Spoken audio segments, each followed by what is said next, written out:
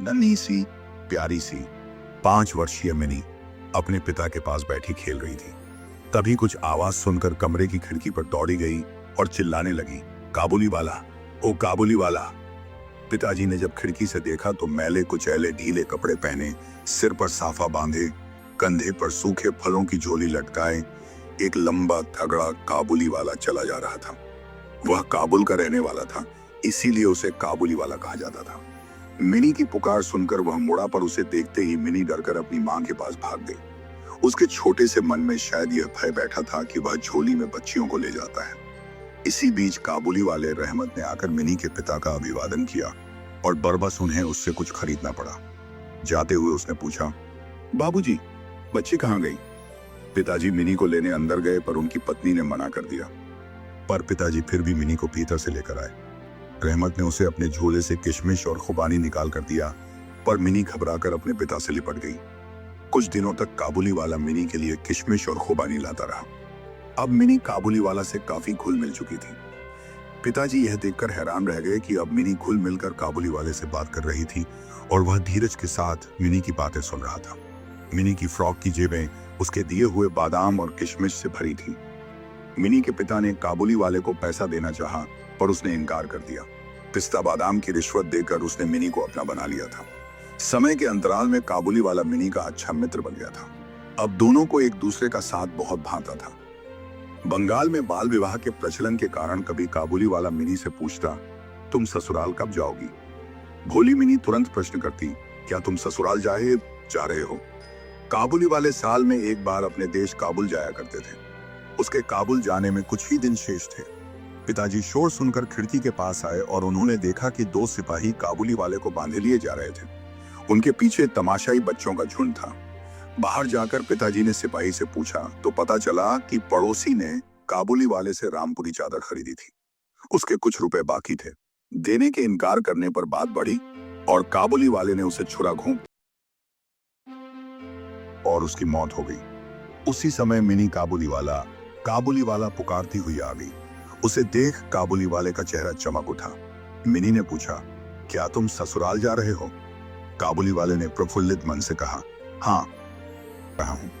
काबुली वाले को उसके जुर्म के लिए कई वर्ष का कारावास मिला। धीरे धीरे समय के साथ साथ काबुली वाले को गांव के सब लोग भूल चुके थे। अब मिनी भी बहुत बड़ी हो चुकी थी। आज उसकी शादी थी। पिताजी घर के बाहर बैठे हिसाब लिख रहे थे, तभी एक काबुली वाला वहां आया और वह पिताजी के पास आकर रुक गया। पिताजी ने उसे देखा और देखते ही उसे पहचान लिया। कुछ देर काबुली वाला को देखकर पिताजी ने पूछा, तुम रहमत ही हो ना? कब आए जेल से? कल शाम को ही जेल से छूटा हूं। पल भर रुककर इधर उधर देखकर उसने कहा, क्या बच्ची को तनिक देख सकता हूं? काबुली वाला ने कहा। पिताजी आज के विशेष दिन कोई झमेला नहीं चाहते थे और वह बोले, आज घर में बहुत काम है, किसी से मिल न सकोगे। रहमत बुझ गया। वह चुपचाप अभिवादन कर चला गया।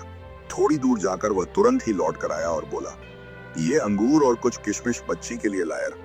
सामान लेकर पिताजी ने रहमत को पैसे देने चाहे, मगर पहले की ही तरह उसने पिताजी का हाथ पकड़कर कहा, शाप, आपकी बहुत मेहरबानी है मुझ पर, पैसा रहने दीजिए।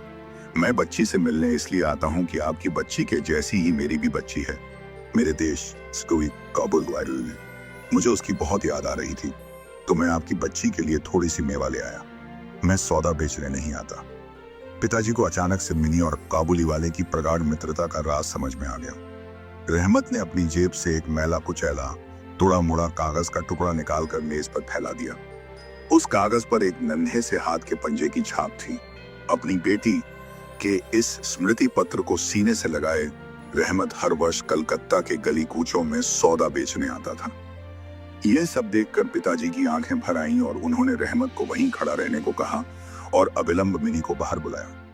विवाह के लाल जोड़े तथा आभूषणों में लिपटी मिनी लज्जा से सिकुड़ी हुई आकर वहां खड़ी हो गई। मिनी को अचानक इस रूप में देखकर पहले तो काबुली वाला सक पका गया, फिर संयत होकर हंसते हुए बोला, लल्ली, सास के घर जा रही है क्या?